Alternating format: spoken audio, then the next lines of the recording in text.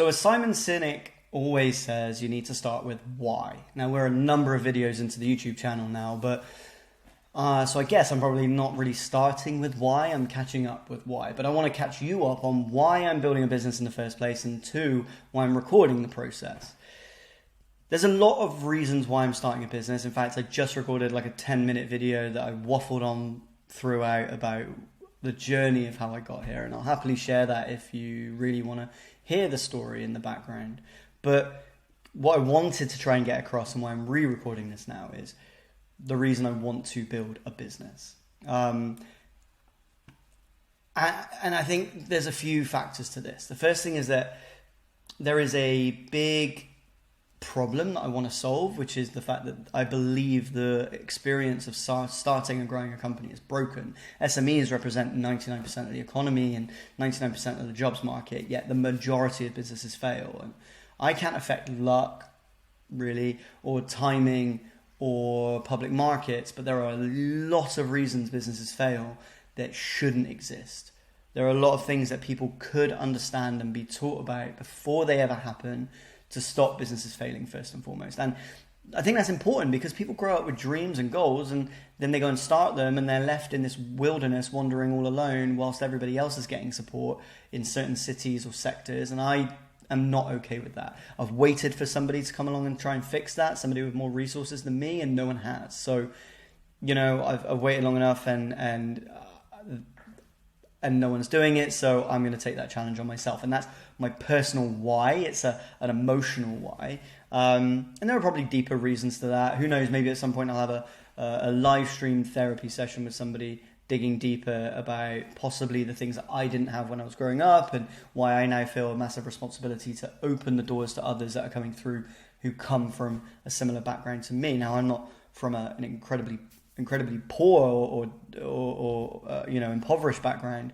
but I certainly wasn't wealthy, and so we had everything we needed, just about, but not necessarily everything we wanted. And I want to give everybody the opportunity to have everything they want. And so, it's not necessarily a material thing. It's just about having impact on those around you, as I think a lot of businesses are now being built on. And if they're not, frankly, they should be considering it. But yeah, why did I end up running a business? I tried loads of jobs, as I babbled on about in that other video that you'll not see yet. And ended up realizing that being my own boss was the thing that I wanted to really do. And being able to do that comes with a certain level of privilege. In my case, that was staying in the box room of my parents' terraced house for way too long, way longer than I should. Being the constantly single one in my friends group because I never had time to focus on relationships because I was too focused on building and doing the work and trying to improve myself all the time that I couldn't give that to anybody else, and it felt unfair to even try, let alone not having the money to go on dates. I went on far less holidays than anybody else would. And so it's just all about sacrifices. Now, those sacrifices were sacrifices I was able to make, and I'm definitely aware of my privilege and the fact that those sacrifices were things that I had the opportunity to have. Having a roof over my head first and foremost, and the ability to not necessarily have to pay rent is a massive unlock that a lot of people don't have. So I think it's my responsibility to do something with that opportunity, not just take it for granted, which is probably the other reason why I'm starting a business, really, because I feel like I probably should. It's the best way for me to climb a ladder fast enough to build enough impact to solve the problem in the way that I want to solve the problem that I've become passionate about. And now, because of all of those things, because I get to wake up every day and make just about, don't get me wrong, it's not a huge amount, and at some point I should probably be super transparent in financials, and we'll do that on another video, but make just about enough money to cover my ridiculous rent in Bristol and a couple of costs, and that's about it, while still continuing to make a few sacrifices in areas that don't include having a nicer roof over my head now.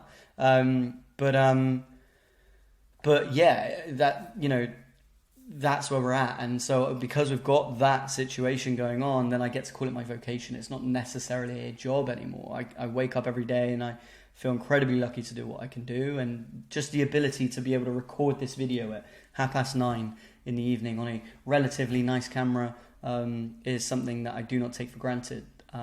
But I want everybody else to have the same opportunity, and that's why I'm doing this. But talking about cameras, why am I recording it? Well, I think it's really important that we show people the reality of what building a business looks like from day one, right? I grew up with entrepreneurship becoming more glamorized. You know, it's now the equivalent of being a rock star. Everybody wants to change their Instagram bio to being an entrepreneur, but there's only a certain number of people that are doing the work. And I don't necessarily think that's anything to do with laziness. I think it's about support, encouragement, permission, momentum, education, and those are the things that I want to bring in the new company that I'm building, so that those people that have entrepreneur in their bios can actually deliver on those things that they really want, if that's their dream. But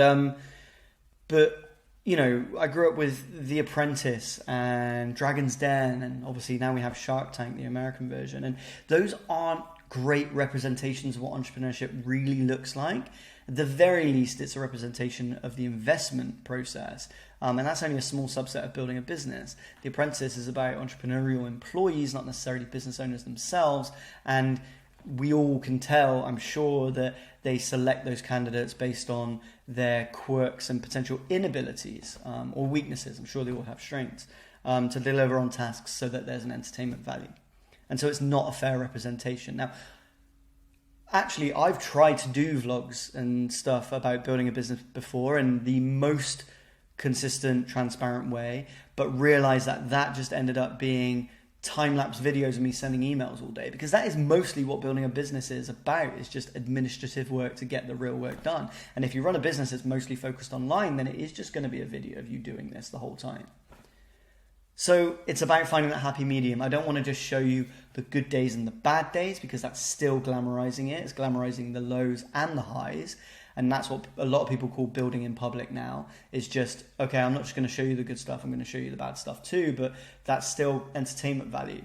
I want to show you all the stuff in the middle as well, in hopefully still an interesting way. Because again, I think somebody needs to do it. It's kind of being done, but I want to throw my, excuse the pun, hat in the ring to hopefully do it just as well or better, ideally. This is about creating the most simple way for people to understand how to start and grow a business.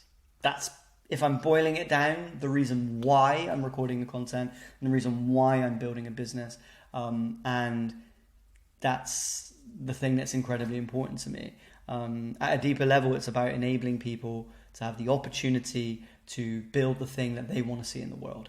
And if I can do that by providing a bit more content that's a bit more simplified out into the world, then it's my responsibility to do that, and I'm going to do it.